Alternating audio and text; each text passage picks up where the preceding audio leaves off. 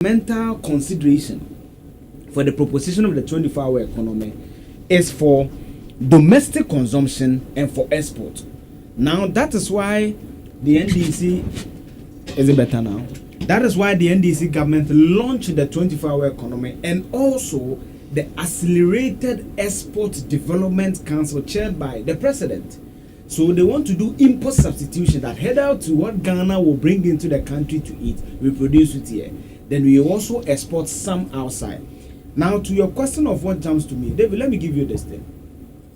You know there's a one single province in China which produces about 60 billion annually, or bottoms. Bottoms never bullshit.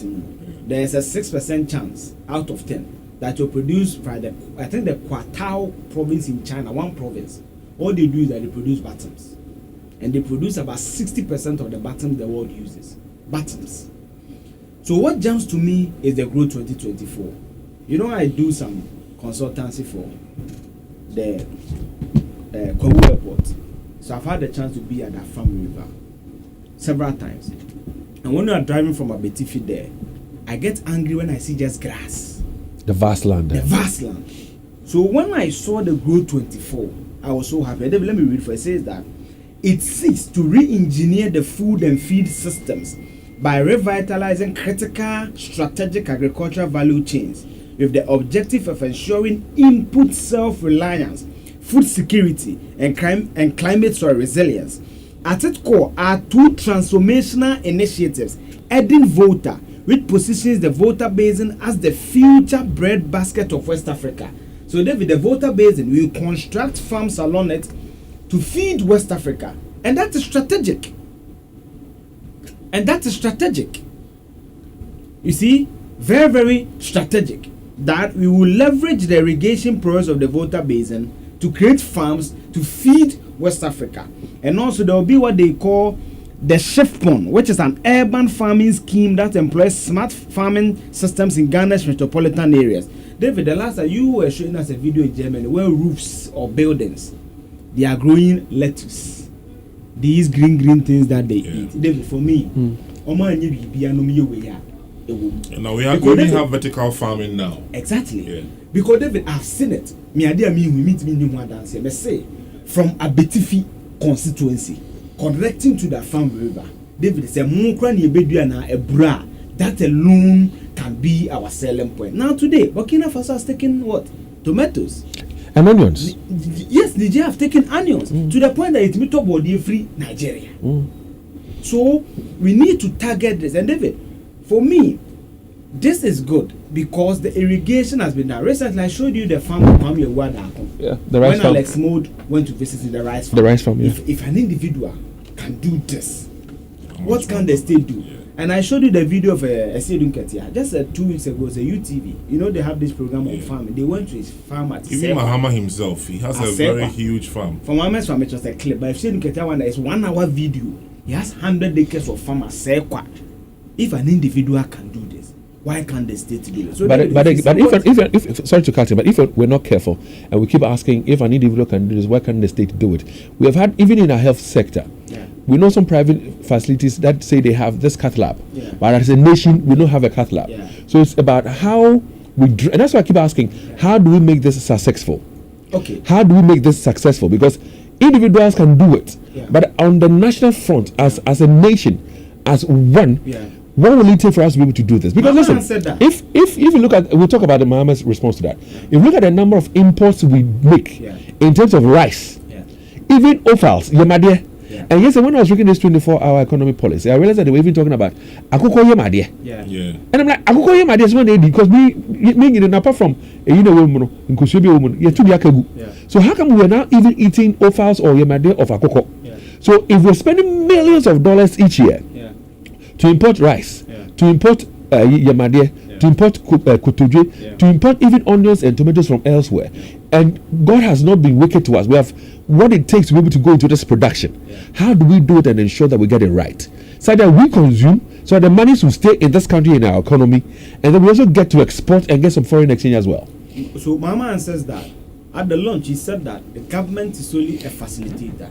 the key driver is the private sector. Yeah. So when you talk about the 4 billion, government is committing just about $340 million. 400 million. Yeah, $300 to $400 million. Then through the 25 million per quarter that they are targeting for the district assemblies, they will also come with about 140 million, right? Through the, every district in Ghana is going to have a 24-hour market. Yeah. Now, David, if the president says that it not be government led, is a good thing, because then you know why anything government leads in this country will collapse because of artists. So it's a private sector. Then government only sit at the back and give them what incentives. Now, two, the market they are going to create at the 261 district, if it's truly what they want to really create, it will create a congenial atmosphere for those who produce under the 24-hour economy to have a ready market to sell. The reason why anybody wake up and go to China more is because that is what is before you. Yeah. So if there's a counter market where you go and how many times did I sit and complain about eco juice? Yeah. Let's speak truth to it. How often do you walk into a normal shop and you get a coffee juice on the shelf? You don't find it. But you find the other ones from other countries. Yep. So it is also about we having a deliberate market to market what we produce. Because then you see changing your taste. Yesterday, Dr. Abinatano told us something about the palate. That because when you train your palate over time, it adapts to certain things. Our palates have been trained over time to notice that black chocolate is not sweet. The other one is sweet. It's over time. So when you also have these markets, the products are readily available on the shelves. They are available on the open market, Hadasso market, Santasa market, Bantima market, and you eat it over time. Your taste becomes adaptable to it, and also and being intentional about how we sell it to people. Another component I like was when they said that they will do the 2% import duty on goods we produce. For example, sanitary pad. The John Mahama administration in this document is saying that we are going to produce sanitary pad in Ghana. If you want to import it to Ghana, you pay a 2% more. And I always cite the example of Ford, one company, and Trump. He said that if you go and build the assembling plant in Mexico, when the car is coming, I'll charge you more. Yeah. You either build a plant in the US and produce there, or you take it out and you pay more. So it will incentivize the local private person to find avenues and produce locally. But David, you see, and then another component will also reinvest into production. Yeah, but the flip side is that the Ghanaian must have credit that is low. So that's why we talk about the funding bit and all. Yeah. We talk about the funding bit. But one big problem I have with this Grow Ghana, in as much as it is a beautiful thought, in as much as it's a beautiful, idea, and we want to consume it because we have the land, we have the right, climatic conditions to be able to cultivate most of these crops that we enjoy. I ask myself, if we roll out, but we don't find the appropriate means of dealing with the issue of Galamsey and its impact on the produce that we're going to cultivate, because we know for now that even our pepper has heavy metals, our garlic eggs, heavy metals, our cassava, heavy metals. Now, if we say we're going to say Grow Ghana, okay, as part of the 24-hour economy, we're going to do Grow Ghana. And then we have all these heavy metals in the things that we are producing or cultivating. We might be okay and say, okay, we don't have an option, we're going to consume it. But if we say we're going to export it, how will the countries that we're going to export to take this? So in terms of quality, in terms of competitiveness. Because they will not want to buy anything that will create health problems for them. So if it's going to create a health problem for them, they will not buy from us. So let's say, hypothetically here, that we've been able to roll out this Grow Ghana very effectively, very efficiently. We have food in abundance, but people are refusing to buy from us. What then happens? Yeah, I mean that's my main problem. So in as much as we are embracing this and we're giving it thumbs up, I think what we also need to do is to ensure that our fight against Galamsey is targeted and we win that fight, so that when we are able to produce more in terms of growing Ghana, people will be okay to buy from us. If not, it will come to naught, because the people don't want to buy from us.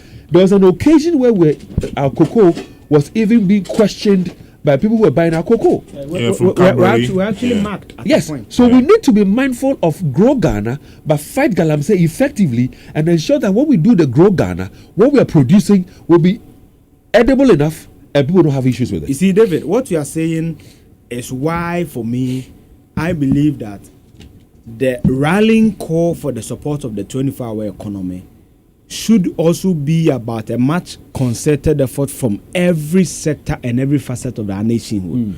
Because, David, you see, even the finance bit you said we come to, let's take it this way. If China has an interest rate of, let's say, about 10%, and even give a 2% import duty on it, it's cheaper. Let me cite myself an example. I'm building my personal studio. And David, the last time we're working the mass, a Ghanaian is giving me the product, the lighting, a Godos camera. Listen, a key 2 for 3,000. What was it? 3,800 Ghana cedis. Now, someone, a PhD friend is in China, able to buy me the same thing with the subbox, everything for 3,000 cedis. So even if I'm paying for flight to come with import, it bring brought to Ghana and everything. Okay. Yes, 3,000, and that one is kit 1. That one has the softbox. The Ghana 3,800 doesn't have the softbox. So let's say the softbox 500. That's 4,003. So even if the guy's one is 3,500, common sense, who will you go for? You just go there.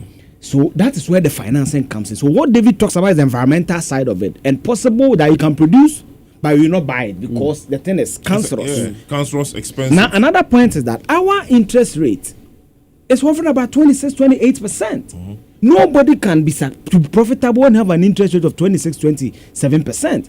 So, under the 24-hour economy, what I didn't see in the document, one of the things, David has gone to the challenge, so let me also bring it up. One of the things I also hope to see is that, would there be a certain special dispensation for those companies, private entities, who want to go into these areas? And David,